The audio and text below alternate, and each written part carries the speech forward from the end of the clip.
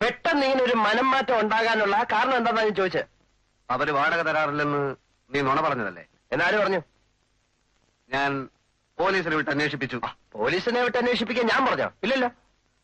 നീ പറഞ്ഞതുപോലെ ചെയ്യാൻ പോലീസുകാരും നിന്റെ കൂലിക്കാരോ? പോലീസുകാരെ അവരെ അധിക്ഷേപിച്ചോ? ഞാൻ വിശ്വസിക്കുന്നില്ല. ആഹാ, ആ നിനക്ക് അവര് കൈക്കൂലി തന്നു അല്ലേ? ഗോപാലകൃഷ്ണ,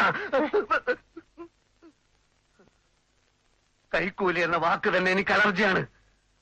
എന്തിനാ നിർത്തിയത്? തല്ലടാ, തല്ലടാ, ഒരു പ്രാണ സുഹൃത്തിന്റെ മൂന്നെങ്കിലും തല്ലടാ. സ്നേഹത്തെക്കാൾ വലുതാടാ എനിക്ക് സത്യവുന്നീരിയും. ഒന്നോ കേട്ടോ ഗോപാലകൃഷ്ണ,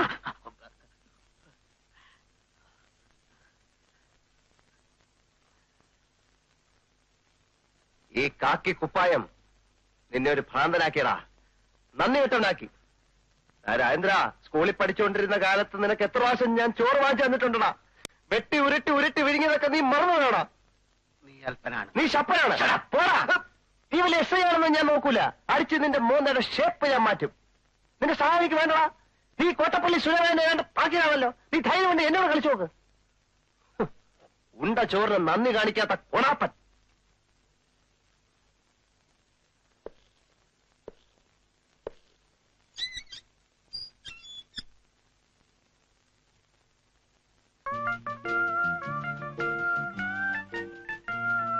മീര, നല്ല പേര്.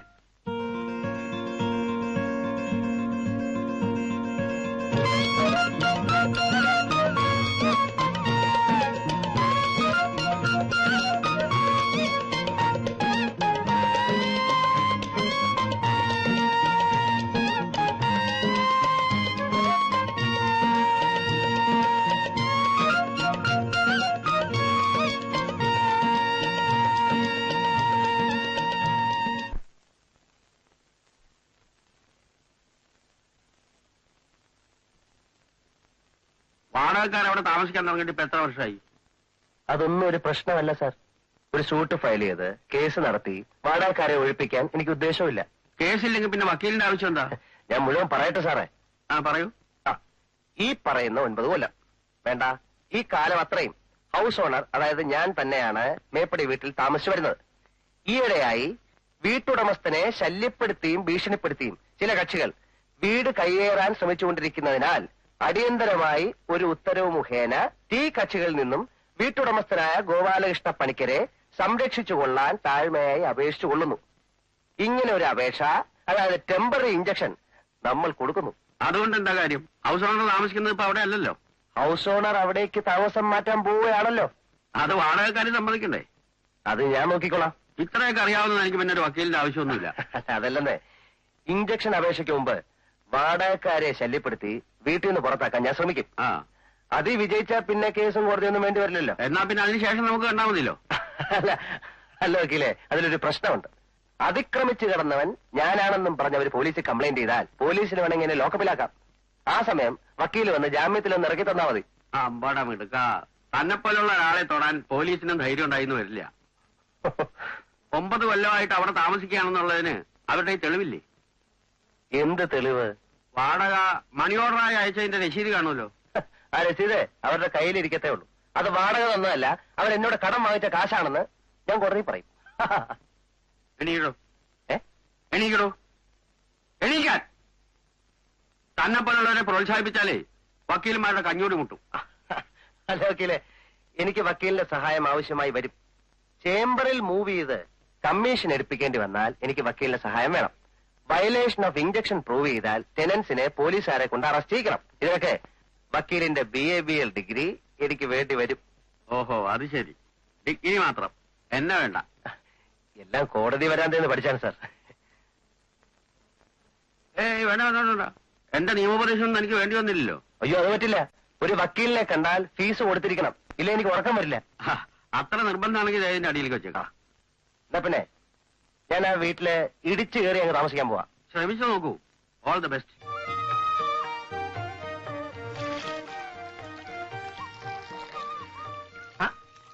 എന്താ പണിക്കരെ, നല്ല ഉത്സവപ്പുറമ്പ് കച്ചവടം ഉണ്ടേ നിങ്ങൾക്ക്? ഞങ്ങള് പ്രശ്നം സോൾവ് ചെയ്തു. പാവങ്ങള് സമാധാനമായിട്ട് ജീവിച്ചോട്ടല്ലേ. പിന്നെ അല്ലാതെ. എന്താ നിങ്ങളുടെ പേര്? ഉമ്മറ്. ഇതെന്താ കെട്ടും ചേടൊക്കെ ആയിട്ട് ഞാൻ ആ അമ്മയെ ഒരുപാട് വഴക്ക് പറഞ്ഞു. പ്രായശ്ചിത്തമായിട്ട് കുറെ സമ്മാനങ്ങളാ കൊടുത്തൊന്നും മാപ്പ് പറയണം. ഞാൻ തിരികെ വരികയാണെങ്കിൽ കാണാം. പാവം ഐസ്പ്രിട്ട് വെച്ച മനസ്സ് എത്ര പെട്ടെന്ന് അലിഞ്ഞ്. അതൊക്കെ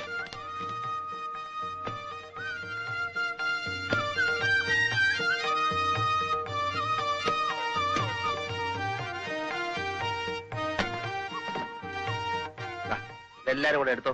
2 അത് രൂപ. മതി, പോ.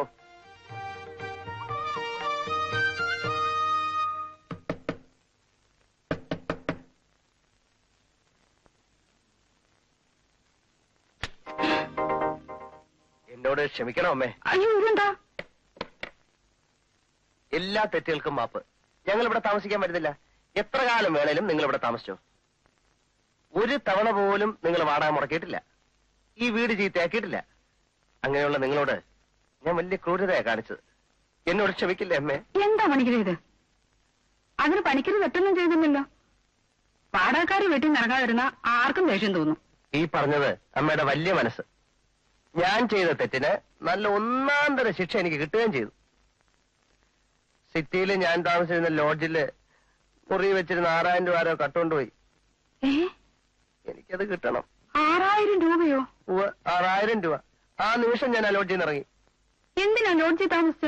അത് ഈ ചില്ലറ കോൺട്രാക്ട് വർക്കുണ്ടേ, ബില്ല് മാറി കിട്ടണം. എഞ്ചിനീയർ ഓഫീസിൽ ദിവസവും പോണം. ആരാമ ഈ മുറി താമസിക്കുന്നത്? ആരുമില്ല. എനിക്കും തോന്നി. 2 ദിവസത്തിനാകും ബില്ല് മാറി കിട്ടും. ലോഡ്ജിൽ പോകാൻ ഇനി എനിക്ക് ധൈര്യമില്ല. 2 ദിവസം ഞാൻ ഒരു ഉപദ്രവം ഉണ്ടാക്കില്ല. ഈ മുറി താമസിച്ചോട്ടെ. അയ്യോ അത് അമ്മയുടെ മോനെ പോലെ എന്നെ കരുതണം.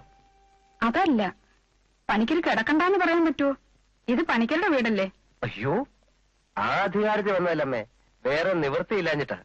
അപ്പൊ ഞാൻ സാധനങ്ങളൊക്കെ അകത്തേക്ക് വെക്കട്ടെ? സാധനങ്ങളോ? ഞാനത് പറയാൻ മറന്നു. ഞാനൊരു പ്രത്യേക സ്വഭാവക്കാരനാ.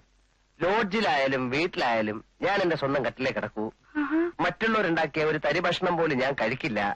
അതുകൊണ്ട് എല്ലാവിധ സജ്ജീകരണങ്ങളും ഞാൻ കൂടെ കൊണ്ട് നടക്കും. എന്നെ അകത്തേക്ക് വെക്കട്ടെ? ഈ പെട്ടിയെന്ന് പിടിച്ചേ.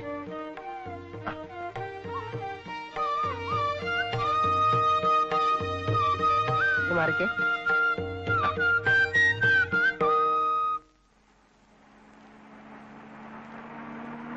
ഹലോ, കുട്ടി ഇവിടെ? ഞാൻ ഓഫീസിൽ നിന്ന് വരിക. ഓ ഐ സി. പിന്നീട് അവനെവിടെങ്ങാനും വന്നോ? പിന്നെ കണ്ടില്ല സർ. കാണില്ല. സത്യത്തിനും നീതിക്കും വേണ്ടി അവന്റെ മോന്തക്കിട്ട് ഞാൻ റെഡി കൊടുത്തു. പട്ടിയെ പോലെ മൂങ്ങിക്കൊണ്ട് അവൻ പോയി. പക്ഷേ അവനാള് സ്വല്പം പെശക. ഇനി എപ്പോഴെങ്കിലും ശല്യപ്പെടുത്താൻ വന്നാൽ കുട്ടി നേരെ എന്റെ അടുത്തേക്ക് വന്നേ. It's my duty. പിന്നെ ഞാൻ നമ്മുടെ ആ പഴയ സുകുമാരക്കുറുപ്പിനെ പിടിക്കാൻ വേണ്ടി ഹുബ്ലിയിലേക്ക് പോവുകയാണ്. അയാൾ അവിടെ ഉണ്ടോ? സൂചനയുണ്ട്. ഇത്തവണ സുകുമാരക്കുറുപ്പിന് എന്റെ കയ്യിൽ നിന്ന് രക്ഷപ്പെടാൻ പറ്റും എന്ന് എനിക്ക് തോന്നുന്നില്ല.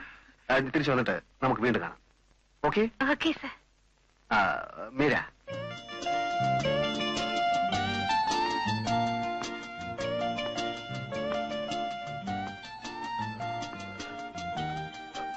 ഒന്നുമില്ല.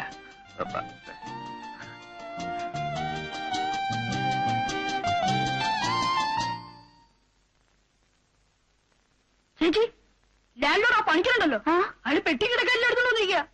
എന്തിന്? അയാൾ നമ്മുടെ വീട്ടിൽ താമസിക്കാൻ പോത്രേ.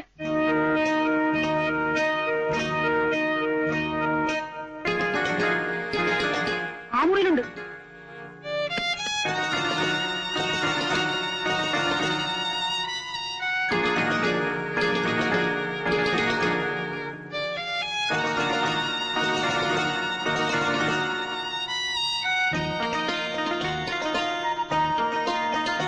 എവിടെ? പുറത്തു പോയിട്ടില്ല. അമ്മേ, ദേശ അരികയാണ്. അരിക്കൊക്കെ ഇപ്പൊ എന്താ വില? മാർക്കി,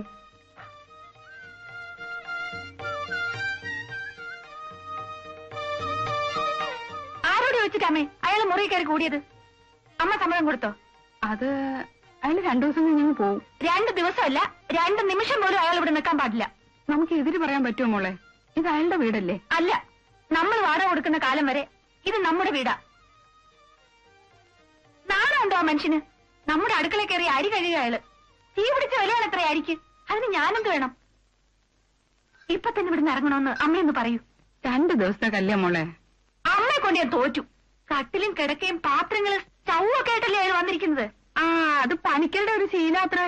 സ്വന്തം കട്ടിലെ കിടന്നുറങ്ങിയാലേ ഉറക്കം വരൂ, സ്വന്തമായിട്ട് പാചകം ചെയ്ത് കഴിച്ചാലേ തൃപ്തിയാവൂ. ചില ആളുകൾ അങ്ങനെ എല്ലാം തന്നെത്താൻ ചെയ്യണം. തന്നെത്താൻ ചെയ്യലൊക്കെ അയാളുടെ വീട്ടിൽ ചെന്നിട്ട് മതി. ഇവിടുത്തെ എഞ്ചിനീയർ ഓഫീസിൽ ഏതോ കടലാസ് ശരിപ്പെടുത്താൻ വേണ്ടിയിട്ടാ. 2 ദിവസത്തേക്ക് മതി. ഏതെങ്കിലും ലോഡ്ജിൽ ഒരു റൂം കിട്ടില്ല അയാൾക്ക്. ആ അതല്ലേ കുഴപ്പമായത്. ലോഡ്ജ് മുറിയിൽ ഏതോ കള്ളന്മാര് 6000 രൂപ കട്ടോണ്ട് പോയത്രേ. പാവം പണിക്കര്. ഒക്കെ നുണയാണമ്മേ. അയാളുടെ രൂപ വെക്കാൻ അയാളേക്കാൾ വലിയ കള്ളൻ ഈ ലോകത്തുണ്ടായിട്ട് വേണ്ടേ? അയാളോട് ഇറങ്ങിപ്പോ അമ്മ എന്ന് പറയുന്നുണ്ടോ?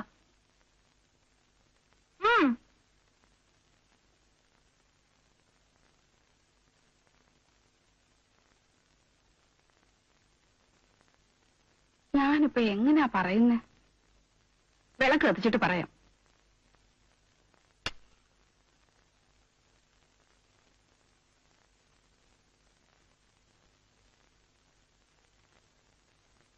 ദീപം ദീപം ദീപം ദീപം ദീപം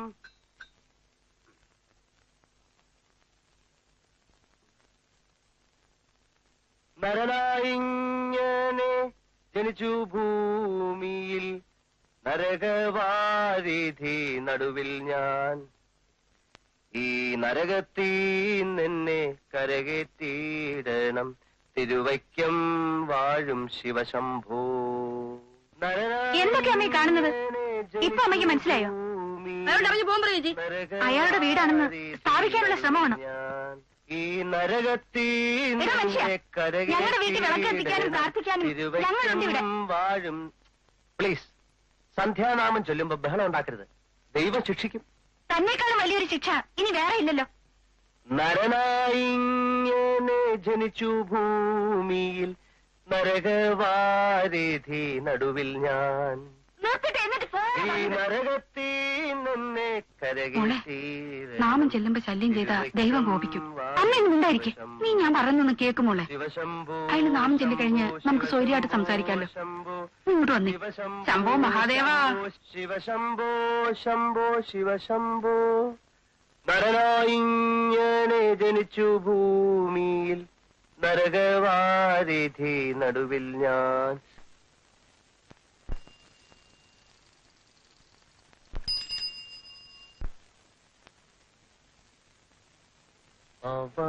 പ്രായത്തിൽ നിന്ന് ഞാൻ കണ്ടപ്പോൾ താമരമുട്ടായിരുന്നു നീ. നല്ല തടി, മുടിഞ്ഞ തീറ്റയായിരിക്കും. നോക്കല്ലേ, ഞാനങ്ങ് ദഹിച്ചു പോകും. ആ ബക്കറ്റിൽ കുറച്ച് വെള്ളം എടുത്തോണ്ട് വാ. ഹൗസ് ഓണർക്ക് കുറച്ച് വെള്ളം എടുത്തോണ്ട് വാടേ. ഹൗസ് ഓണറിന്റെ മൂത്തൊഴി പോടല്ല. നിന്റെ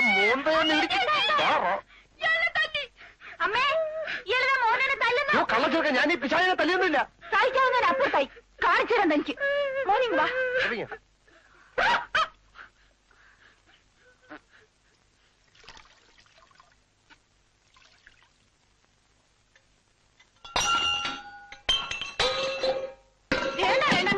നേരെ പറയാം.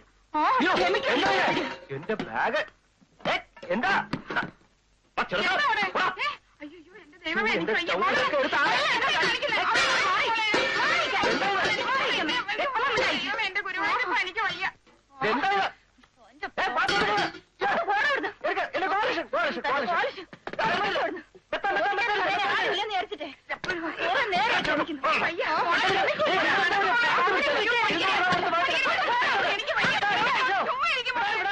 എന്താണ്ട് നിങ്ങൾ അങ്ങോട്ട് പോവണ്ട.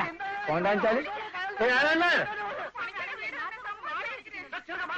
എന്താ ഉമ്മറേ ഇങ്ങോട്ട് വരികയെന്ന് ആ വീട്ടുറക്കത്തിന് ഭ്രാന്താക്കുന്നുണ്ട്. കുടിച്ച് കെട്ടാണ് നമുക്ക്. ഞാൻ ഈ കുട്ടികളെ സ്കൂളിൽ വിട്ടേക്ക് വരാം. പറ. ആഹാ, ഞമ്മക്കൊരു മനസാക്ഷി ഉണ്ടല്ലോ. നിങ്ങൾ അങ്ങോട്ട് പോകണ്ട. ഇങ്ങോട്ട് പറയുന്നത് അത് എങ്ങോട്ട് വരാൻ എനിക്ക് ചിലക്കാണ്ട് പോവാറുണ്ട്. സമയത്താ വിളിക്കണേ. ആ ആരെ വരീത് ഇങ്ങോട്ട് വരിക. പറഞ്ഞു വിടുന്നത്? എന്നെ മെത്ത- വലിയ പെണ്ണാണ് മലയാളിയെ. ഉള്ളതാണ് വന്നിട്ട്.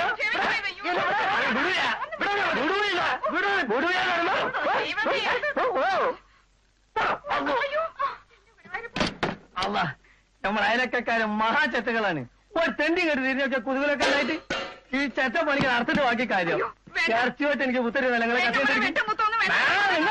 എടാ പണിക്കണേ എടാ നാറി പണിക്കണേ ഡൈലി വാതിൽ ഓർക്കണ കുത്തി കൊല്ല മാലാക്കി കൗത്തിലിടും.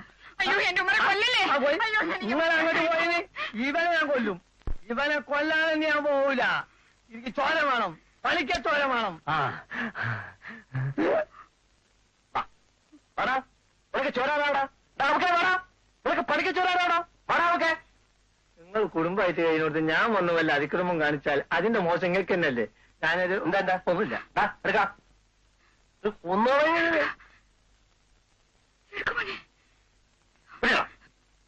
എന്തായി? എന്തെങ്കിലും ആയിക്കോട്ടെ. നമ്മളെന്തിനു വേണ്ടാത്തതിൽ തലയിടാൻ പോകുന്നതെന്നാണ് ഞാൻ ഇപ്പോൾ ആലോചിച്ചും കൊണ്ടിരിക്കുന്നത്. എന്താണ് അവിടെ ഒരു ബഹളം? ആഹാ ഒളിച്ചിക്കണില്ലേ. അയാൾ നമ്മൾ വിചാരിച്ച ഒരു കച്ചറക്കാരനല്ല. It's very nice fellow.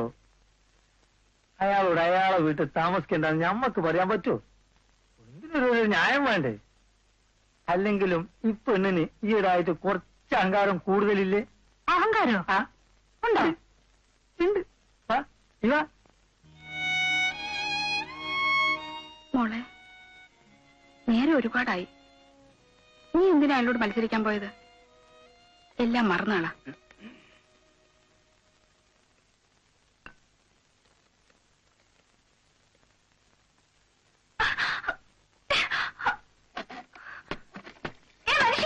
എന്തോ ഞാൻ കുളിച്ചിട്ട് തനിക്ക് കെട്ടിയെടുത്ത പോരെ?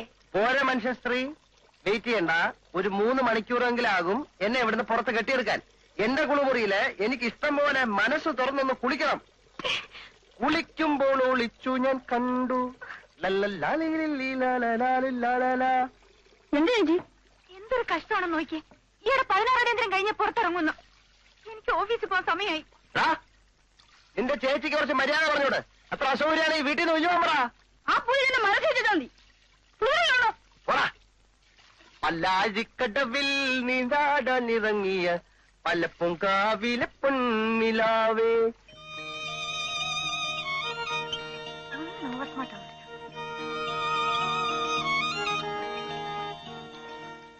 പല്ലാഴിക്കടവിൽ നീരാടാനിറങ്ങി. വെള്ളം നിന്നല്ലോ. പൈപ്പൊന്ന് പറഞ്ഞോട്ടെ. പൈപ്പൊന്ന് പറഞ്ഞോട്ടെ. പൈപ്പ പറഞ്ഞോട്ടല്ലേ. ആരെങ്കിലും പൈപ്പ് പറഞ്ഞോളെ.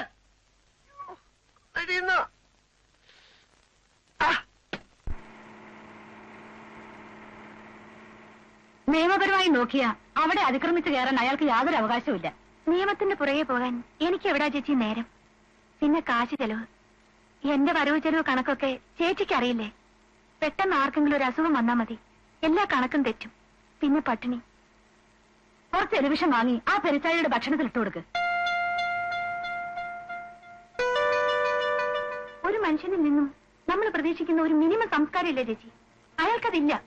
ഒരു കണിക പോലും ഇല്ല. കാലത്തെ നോക്കുമ്പോ മോനെന്നെ ചെവി പിടിച്ച് തിരുമോ അയാള്. ഞാൻ കഷ്ടപ്പെട്ട് അധ്വാനിച്ചിട്ടാ ചേച്ചി കുട്ടികൾക്ക് ഭക്ഷണം കൊടുക്കുന്നത്. മോനെ തൊടാൻ അയാൾക്കെന്ത് അവകാശമുള്ളത്? അയാളുടെ കുളിമുറിയാണത്രേ. എനിക്കങ്ങ് ദേഷ്യം വന്നു. സോപ്പ് വെച്ചുകൊണ്ടിരുന്നപ്പോ പുറത്തു നിന്ന് ഞാൻ പൈപ്പടച്ചു. അങ്ങനെ അങ്ങ് തോറ്റു കൊടുക്കുന്നത് ശരിയല്ലല്ലോ. കൈയെടുക്കൂലേപ്പാ.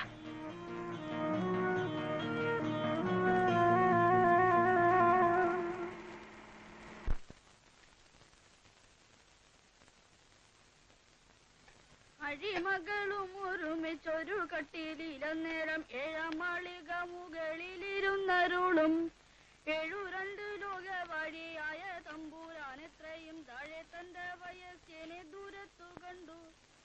കണ്ടാലത്തെ കഷ്ടമെത്രയും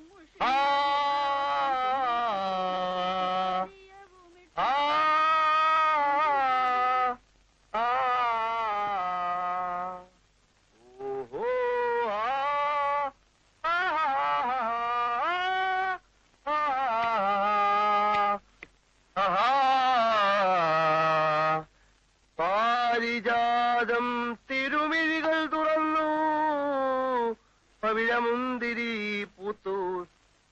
തളിർത്തു.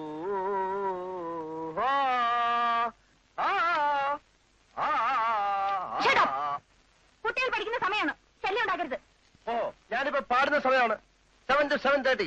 ലോകത്തെവിടെയായാലും ഞാൻ പാടും. ഒന്ന് നോക്കുന്നുണ്ടോ നിങ്ങൾ? അത്രയ്ക്ക് അസൗകര്യമാണെങ്കിൽ ഈ വീട് അങ്ങോട്ട് ഒഴിഞ്ഞോളൂ. എന്റെ വീട്ടിലിരുന്ന് എനിക്ക് തോന്നുമ്പോഴൊക്കെ എനിക്ക് തോന്നുന്ന നേരത്തെ ഞാൻ പാടും.